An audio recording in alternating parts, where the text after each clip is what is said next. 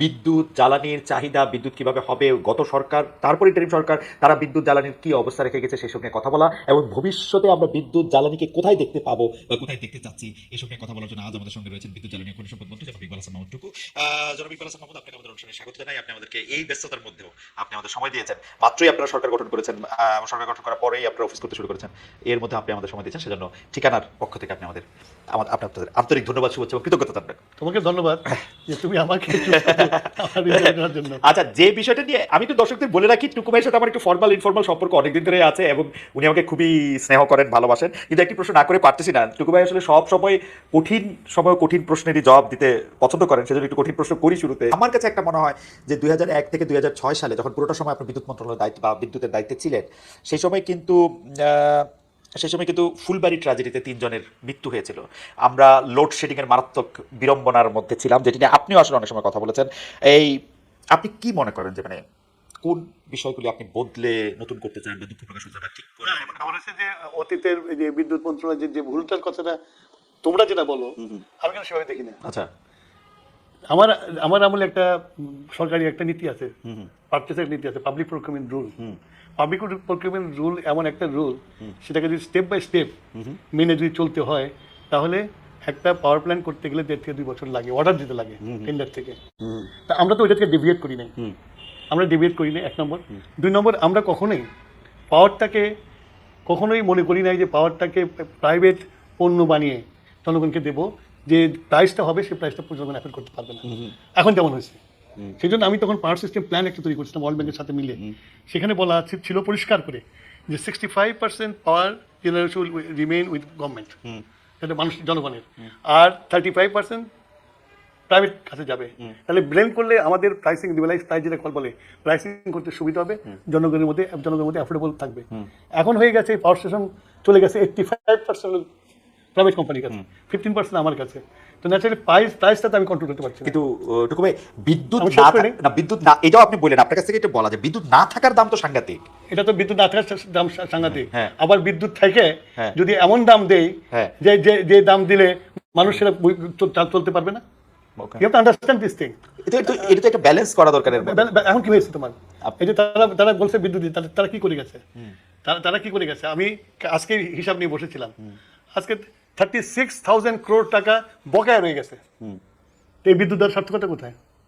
Who is going to pay this money? 36,000 crore টাকা বকেয়া রয়ে গেছে, মানে কি এটা শুধু বিদ্যুতের জন্য? শুধু বিদ্যুতের বিল ইনক্লুডিং ক্যাপাসিটি চার্জ। এটা কি হচ্ছে দেশি কোম্পানির কাছে, মানে এটা কি টাকায় পরিশোধ করে নাকি দেশি বিদেশি মিলে সব পাওয়ার স্টেশন আমার কাছে 36,000 crore টাকা পায়। ওটা তো অনেকগুলি ক্যাপাসিটি চার্জ বসায় তো এগুলি টাকা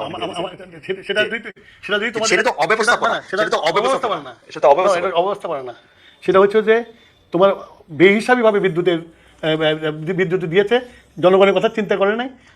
জনগণ এখন সেটার পে করতে হবে। আজকে যেমন আমি মিটিং করলাম, সেই মিটিংয়ে দেখলাম যে এই যারা এজেন্সিগুলো আছে বলছে স্যার বিদ্যুতের দাম বাড়াতে হবে। এখন অলরেডি মানে বিদ্যুৎ কিনছে, হাইয়েস্ট যেটা কিনছে সেটা 18 টাকা পার ইউনিট। এখন এই যে বিদ্যুতের দাম বাড়াইতে হবে, আর এখন যে অবস্থা আছে মানুষের যে অবস্থা, অর্থনৈতিক যে অবস্থা, এটা করাটা খুব ডিফিকাল্ট কম্পিটিশন, আনপপুলার ডিসিশন বিদ্যুৎ দাম বাড়ানো। কিন্তু তখন এটা বাড়াবো, তখন তো আবার আপনি আমার দাম বাড়লো কেন জিজ্ঞাসা করবেন।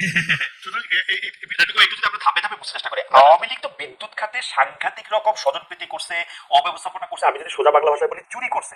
কিন্তু তারা দেশের সব মানুষের বিদ্যুৎ দিতে চাইছে। আপনি কি যদি বিদ্যুৎ দিতে চাইতেন চুরি না করে, তাহলে এর চেয়ে বেশি বেটার, মানে এর চেয়ে ভালো আমি তো বলতেছি, আমি কিন্তু 5 বছর ছিলাম, মানে 5 বছরে এইসব প্ল্যানের বছর আর কি, আর 2 বছর তো অসম্মানে গেল। চলো তোমার এই আমরা তো পরিকল্পনাগুলো ঠিক করে যখন আমরা যাব, তখন আমাদের সরকার চলে গেছে। কিন্তু তারা যে ওই পরিকল্পনা যদি তারা যদি ফলো করতো, উল্টে না দিয়ে যদি একবারে ইন্ডিমিউনিটি বিল পাস করে যদি এইভাবে বিদ্যুৎ না দিত, তাহলে আজকে এই জিনিসটা হতো। টুকু ভাই, এই প্রশ্নটার যে আরেকটা অংশে আমি তো পরে আসতেছি, কিন্তু আপনি যদি ফুলবাড়ি ট্র্যাজেডিটা নিয়ে বলেন, ফুলবাড়ি জ্বালানি মিক্স নিয়ে আপনি কথা বলতে চাইছিলেন, কয়লা নিয়ে কথা বলতে চাইছিলেন, কিন্তু ওটা করতে হয় না পরে 17 বছর। ফুলবাড়ির যেটা ইনসিডেন্টটা যেটা হয়েছে, এখন তোমার দেশে রিসোর্স আছে, এখন সারা দেশে, তুমি তো আমেরিকাতে থাকো, সারা দেশে এখন আর তোমার ওই ক্লোজ পিপিতে তোমার তলে উত্তোলন করে না। সেখানে কলে উত্তোলন করতে গেলে 20% 30% উত্তোলন করা যায় না। এখন ওপেন পিট সবাই করে, অস্ট্রেলিয়াতে যাও, যেখানে ওপেন পিট করে। তখন আমরা কয়লা বেশি পাওয়ার জন্য আমরা ওপেন পিট করতে যাচ্ছিলাম, করার আগে তো আন্দোলন শুরু হয়ে গেছে। তো ওপেন পিটও হয় নাই, এখন ওই করে করে ইয়েতে। এবং এই 17 বছরে কোনো রকম কোনো উদ্যোগ নেওয়া হয় না। এবং আমি মানে ওপেন পিট করেন, ক্লোজ পিট করেন, ভিতরে শেফট দিয়া কিছু একটা করেন, এটা ব্যবহার করেন। কারণ পৃথিবীতে মানুষ কয়লা আগে ব্যবহার করে, গ্যাস পরে ব্যবহার করে, যেহেতু গ্যাস ক্লিনার ফুয়েল। আমরা গ্যাস ফেলে ফেলতেছি কয়লা। এইটার ব্যাপারে কি আপনারা এখন আবার চিন্তা ভাবনা করতে শুরু করবেন? না, এখন চিন্তা ভাবনা আছে, কিন্তু ওই যে যেটা বললাম যে আবার যদি এটা এটা ওপেন পিট না করলে কয়লার আবার open pit করলে কৃষির উপর একটা ওপেন পিট না করলে কয়লার উত্তোলনের যে খরচ, তাতে যে কয়লার দাম পড়বে অনেক এক্সপেন্সিভ হয়ে যায় কয়লা। শুধু ওপেন পিট করে সেই খরচটা অনেক কমে আসে। তো এটা নিয়ে এখনো আমি বসিনি, কারণ 3 দিন হয়েছে আমি সরকারে গভর্নমেন্টে বসছি আর কি।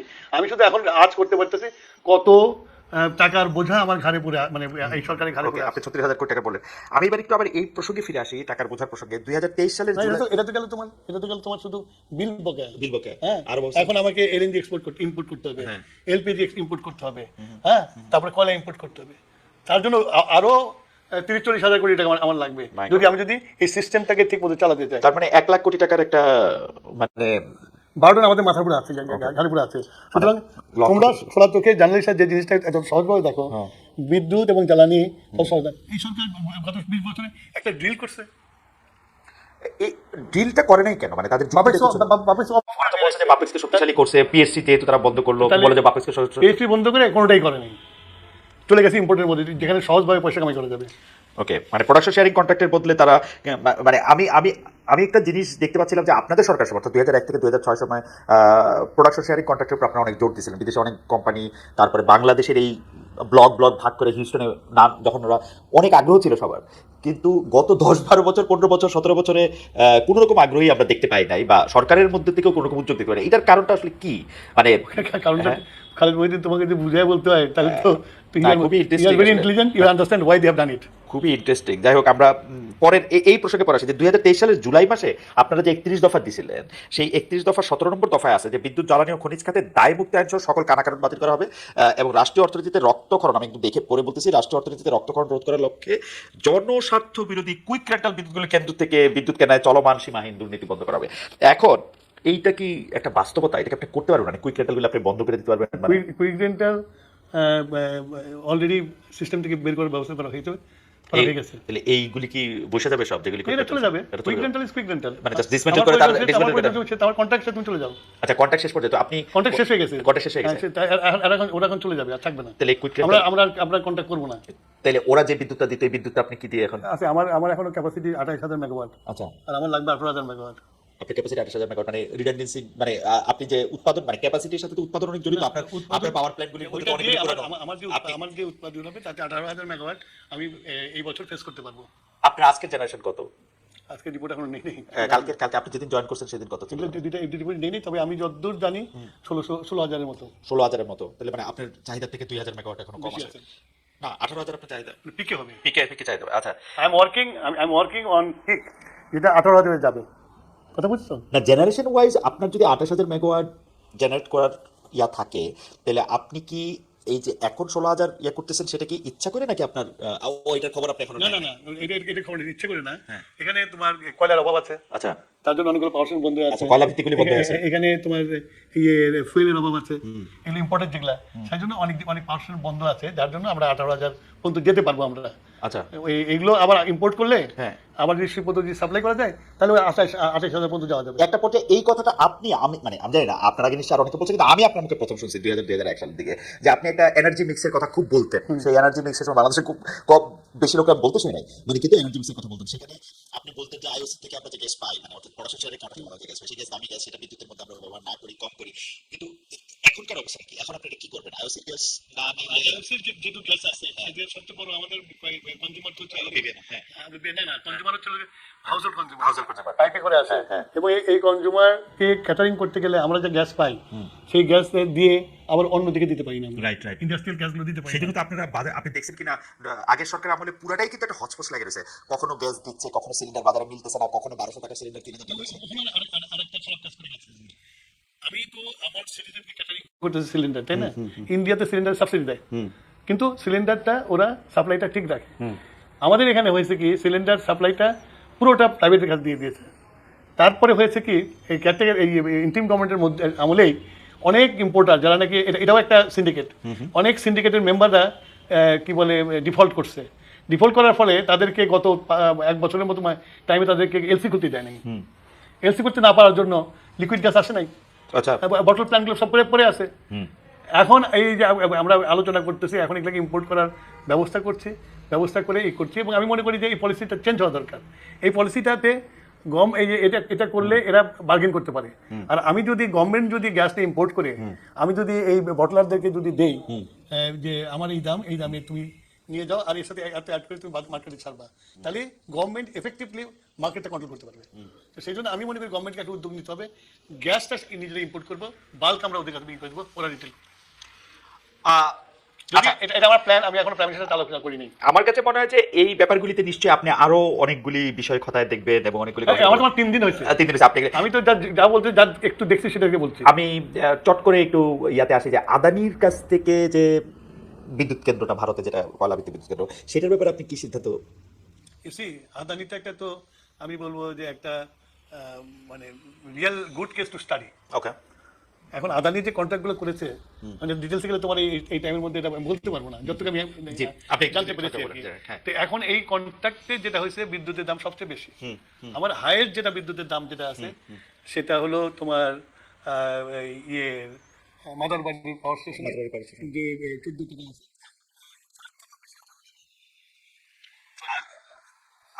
18 টাকায় কি আসলে?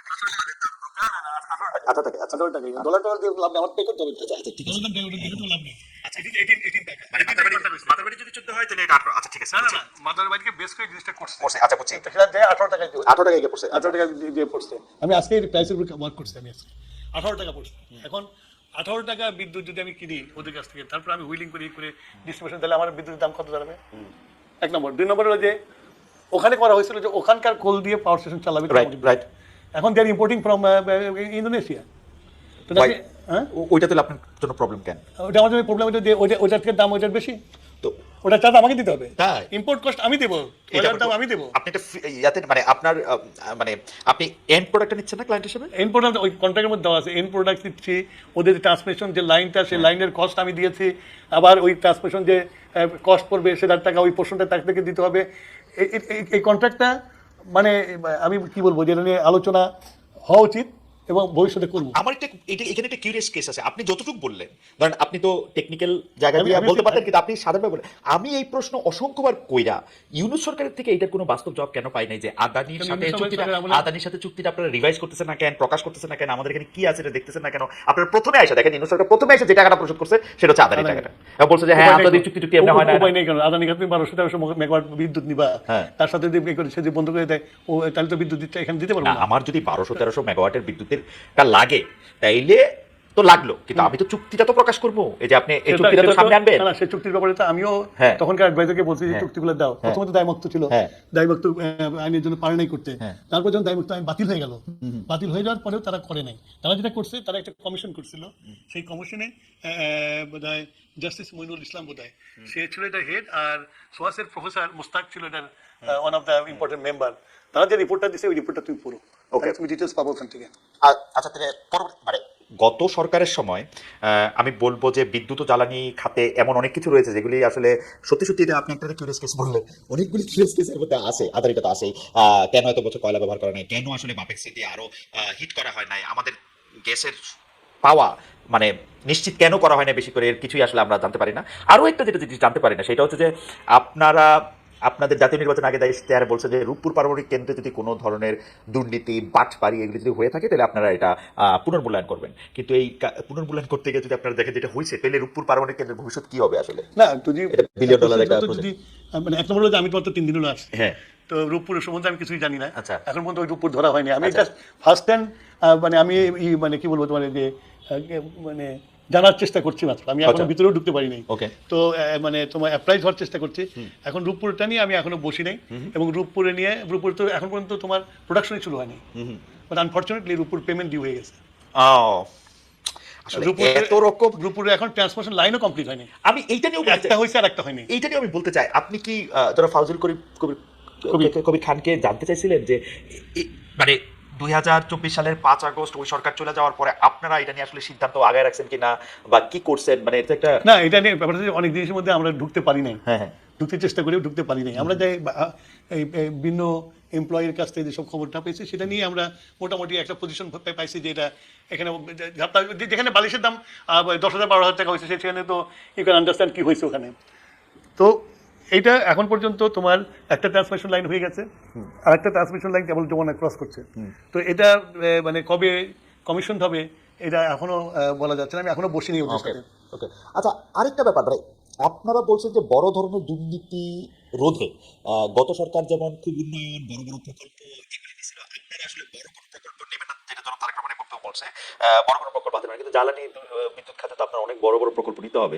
এমনকি যদি আপনি প্রকল্প যদি সঞ্চালন লাইনের কথাও বলেন, যেটা আপনাদের বলছেন 2,500 সার্কিট কিলোমিটার, আমরা যেটা আমাদের প্রধানমন্ত্রী সাহেব যেটা আমাকে বলেছেন আর কি, যে আমাকে বলেছে রিনিউয়েবল এনার্জি থেকে চলে যাওয়ার জন্য। তো আমাদের ফার্স্ট অপশন থাকবে রিনিউয়েবল এনার্জি যাওয়ার জন্য, এবং আমাদের রিনিউয়েবল আমি আসার পরে যত স্টক টেকিং করছি আমার অনেক জায়গা আছে, সেখান দিয়ে আমি অনেক জানতে পারবো আর কি। আর এখন যেটা হয়ে গেছে বিদেশে বিশেষ করে ইন্টারন্যাশনাল ব্যাংকগুলো আছে, ব্যাংকিং যারা আছে, ইভেন চাইনিজ ব্যাংকগুলো এখন মানে ফসিল ফুয়েলের এনার্জির জন্য তারা টাকা দিতে চায় না। তো এই রিনিউয়েবল এনার্জির প্রতি তাদের নজর বেশি, তো ওইটাতে আমরা বেশি ফোকাস থাকবো রিনিউয়েবল এনার্জিতে। আর যেগুলো পাওয়ার স্টেশন ওরা করেছে, যেগুলো মানে চলানোই মুশকিল হয়ে গেছে, সেগুলো আমরা হয়তো যতক্ষণ পর্যন্ত আমার রিনিউয়েবল এনার্জি এটাকে না করবে ততদিন ওইগুলো চালাবো আর কি। কিন্তু টুকু ভাই আমি আপনার একটা কথা বলি, সেইটা হচ্ছে রিনিউয়েবল এনার্জি হচ্ছে, এটা বলে না ক্রিকেটে এ হচ্ছে আপনার গো টু প্লেয়ার। আপনারা যখনই সাংবাদিকদের সাথে একটু টেকনিক্যাল বিষয়ে কথা বলেন তাহলে আপনার রিনিউয়েবল এনার্জির বিষয়টা আপনি বাইর করেন, কিন্তু বাংলাদেশে তো রিনিউয়েবল এনার্জিটা আসলে খুবই কম পরিমাণে, মানে এখন পর্যন্ত যা আছে এটা আপনি বাড়াইতে হইলে যেই পরিমাণ আপনার বিনিয়োগ লাগবে, যেই পরিমাণ জায়গা লাগবে, ঘনবসতিপূর্ণ জায়গা, এটা কি মানে এটা তো 3-4 বছর এটা খালি প্রকল্প করতে লাগবে, মানে আপনি রাতারাতি করতে পারবেন না। আমার কাছে মানে আমি আসার পরে যেটুকু দেখেছি এদিক ওদিক থেকে পিডিবি খোঁজ নিয়েছে, অনেক জমি অ্যাকোয়ার করে রেখেছে, তাই অ্যাকোয়ার করে জমির মালিক গত 15 বছর ধরেও কিন্তু অসংখ্যবার রিনিউয়েবল এনার্জির কথা বলছে, মানে তারা যেটা করছে যেটা করেছে জি। রিনিউয়েবল এনার্জি করতে যে আমাদের এই ল্যান্ড অনেক ধ্বংস করছে, মানে এগুলো অ্যাকাউন্ট করে রাখছে, ধ্বংস করছে, করেও নেই, হাজার হাজার একর জমি নিয়ে গেছে, নিয়ে যে এই ফিল আপ করছে, কিন্তু ওই একমাত্র সিরাজগঞ্জে 600 মেগাওয়াট করছে, আর আরো 2-3টা জায়গায় করছে 60 মেগাওয়াট, সরি এই সব মিলে বোধহয় 500-600 মেগাওয়াট পর্যন্ত করেছে তারা, কিন্তু এখনো জমি সব খালি পড়ে আছে। 1 নম্বর। 2 নম্বর, তুমি যেটা বললা যে এরকম জমির অভাব না, আমাদের চিন্তার অভাব। আমি সিরাজগঞ্জে পাওয়ার স্টেশনে যেটা হয়েছে, আমি কিন্তু যমুনা থেকে জমি রিক্লেম করে করেছি, এটা একটা জমি কিন্তু আমি অ্যাকোয়ার করিনি। নদীর জমি নিয়ে নিছেন আপনি, নদীটা তো নদীতে এই জমিটা খেয়েছিল। আচ্ছা, তারপরে কিন্তু নো সিরাজগঞ্জ নদী ভাঙন, আমার নদী ভাঙন করে নদী নিয়ে চলে যাচ্ছে। আমি যদি ওইখান থেকে নদী থেকে ঠিক আছে, আমি ওইখানে আরো মাটি ভরে ওইখানে আমি রিক্লেম করবো, আমরা তো যমুনাকেও বাঁচাইতে হবে, সিরাজগঞ্জ যদি বাঁচাতে চান। এটা তো হচ্ছে গাইডবাদের বাইরে। আচ্ছা গাইড, ও আচ্ছা আচ্ছা, নাও অ্যানসার। আচ্ছা আচ্ছা, বরঞ্চ এটা করতে যে নদীর ফ্লোটা আমরা ডাইরেকশনটা ঠিক করতে পারবো। এখন তো ডাইরেকশন নষ্ট হয়ে গেছে, বিভিন্ন জায়গায় চর পড়ে আছে, নদীর মেইন কারেন্টটা বিভিন্ন দিকে চলে গেছে। আপনি শিওর যে আপনি এখানে এর মধ্যে থেকে এটা আমি অলরেডি ওয়াটার ডেভেলপমেন্ট বোর্ডকে বলেছি তোমরা একটা স্টাডি করো, এখানে যদি আমি রিক্লেম করতে পারি তাহলে আমরা রিক্লেম করে এখানে সোলার এনার্জির ব্যবস্থা করবো। আপনারা আরেকটা নট অনলি সিরাজগঞ্জ, যেখানে নদী ভেঙে নিয়ে যায়, তো চাঁদপুর শহর, তারপর হ্যাঁ অর্ধেক তো নদীর মধ্যে আছে, ওখানে যে চর জায়গা সেই চরটা আমি ইউজ করবো না। আপনি যদি